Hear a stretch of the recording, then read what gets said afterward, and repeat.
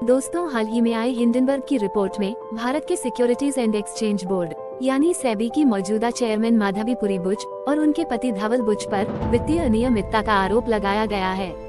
इस अमेरिका स्थित short seller Hindenburg research ने आरोप लगाया कि सेबी के चेयरपर्सन माधवीपुरी बुच और उनके पति की अदानी समूह से जुड़ी ऑफशोर संस्थाओं में हिस्सेदारी थी। हिंडनबर्ग ने दावा किया कि दंपति ने मॉरिशस स्थित आईपी प्लस फंड में निवेश किया था, जिसे कथित तौर पर अदानी से जुड़े बरमुंडा आधारित फंड से धन प्राप्त हुआ। सेबी ने स्पष्ट किया कि आईपी प्लस फंड पूरी तरह से सही और रेगुलेटरी फंड था। बुच की हिस्सेदारी इसमें कुल पूंजी की 1.5% से भी कम थी। इससे पहले भी पिछले साल आई हिंडनबर्ग की रिपोर्ट में अदानी ग्रुप को लेकर जो बताया गया था, उसके बाद शेयर मार्केट में अदानी ग्रुप को काफी नुकसान पहुंचा था।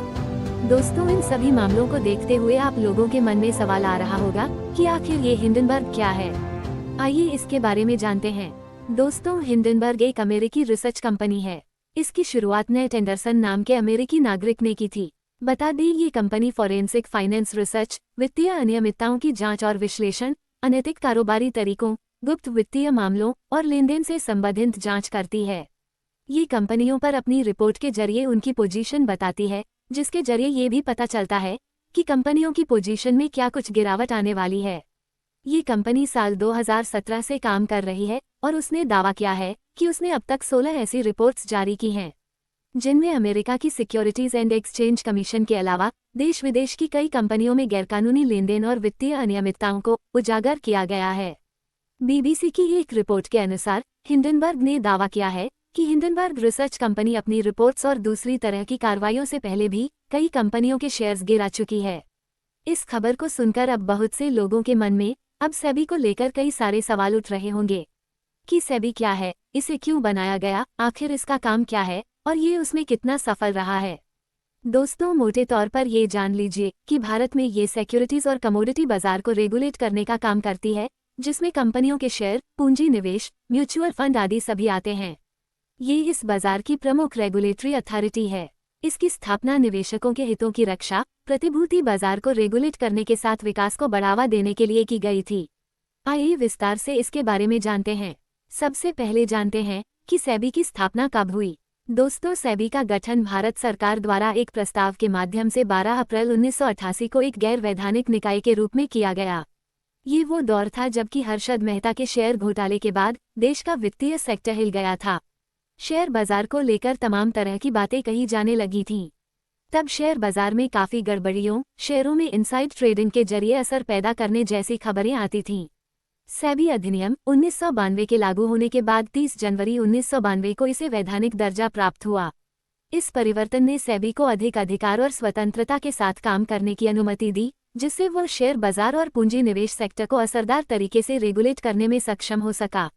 आइए तो जानते हैं कि सेबी का उद्देश्य क्या है।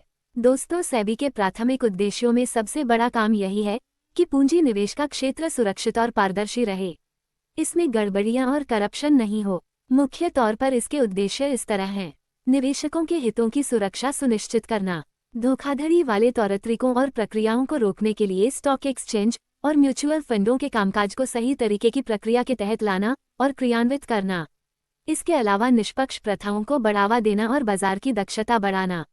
आइए तो जानते हैं कि सेबी के मुख्य काम क्या है। दोस्तों, सेबी के कामों को 3 मुख्य क्षेत्रों में बांटा गया है। पहला, इनसाइडर ट्रेडिंग और गलत प्रैक्टिस पर रोक लगाना, यानी अंदरूनी व्यापार और कीमत में हेराफेरी पर रोक लगाना, जिसके आरोप अक्सर शेयर बाजार को प्रभावित करने वालों पर हमेशा से लगते रहे हैं, जिसकी वजह से शेयर बाजार में व्यापक तौर पर लोगों ने फायदे उठाए और गड़बड़ियां भी हुईं। दूसरा, निष्पक्ष व्यापारिक तरीकों को बढ़ावा देना। तीसरा, निवेशकों को वित्तीय शिक्षा प्रदान करना। आइए तो जानते हैं कि ये किस तरह के रेगुलेशन का काम करती है।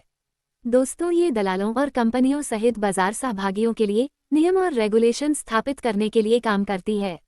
ये स्टॉक एक्सचेंज की पूछताछ और ऑडिट करने में भी मदद करता है।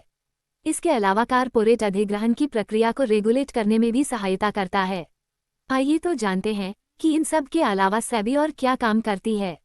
दोस्तों, इन सब के अलावा प्रतिभूति बाजार में दलालों को ट्रेनिंग देना, इलेक्ट्रॉनिक ट्रेडिंग को सुविधाजनक बनाना और बाजार के बुनियादी ढांचे में सुधार करना। सेबी को नियमों का मसौदा तैयार करने, जांच करने और उनका पालन लागू करने का भी अधिकार है। जिससे यह एक अर्धविधायी, अर्धन्यायिक और अर्ध कार्यकारी निकाय बन जाता है। यानी इसे शेयर बाजार से संबंधित कई विशेष अधिकार भी हासिल हैं। आइए तो जानते हैं कि सेबी की संरचना कैसी होती है। दोस्तों, सेबी भारत सरकार के वित्त मंत्रालय की प्रशासनिक देखरेख में कार्य करता है। इसके बोर्ड में कुल 9 सदस्य शामिल हैं, जिनमें केंद्र सरकार द्वारा नियुक्त एक अध्यक्ष, वित्त मंत्रालय से 2 सदस्य, भारतीय रिजर्व बैंक से 1 सदस्य और 5 अन्य सदस्य केंद्र सरकार द्वारा नामित होते हैं, जिनमें कम से कम 3 पूर्णकालिक सदस्य होते हैं। चलिए तो अंत में ये भी जान लेते हैं कि सेबी के कामों की आचार संहिता क्या है। दोस्तों, सेबी वित्तीय मध्यस्थों जैसे अंडरराइटर, ब्रोकर और स्टॉक एक्सचेंज से जुड़े अन्य लोगों के लिए एक आचार संहिता विकसित करता है। इससे बाजार में पेशेवर मानकों और जवाबदेही को बनाए रखने में मदद मिलती है। इसके अलावा बाजार विकास को बढ़ावा देना, नए खिलाड़ियों के प्रवेश को सुविधाजनक बनाकर, नए कामकाज के बेहतर तरीकों को प्रोत्साहित करके और बाजार के बुनियादी ढांचे में सुधार करके शेयर और पूंजी बाजार के विकास और वृद्धि में भी योगदान देता है। जानकारी अच्छी लगी हो तो वीडियो को लाइक और शेयर करना ना भूलें। साथ ही हमारे चैनल को भी सब्सक्राइब करें ताकि आप लोगों को इस तरह की वीडियो मिलती रहे।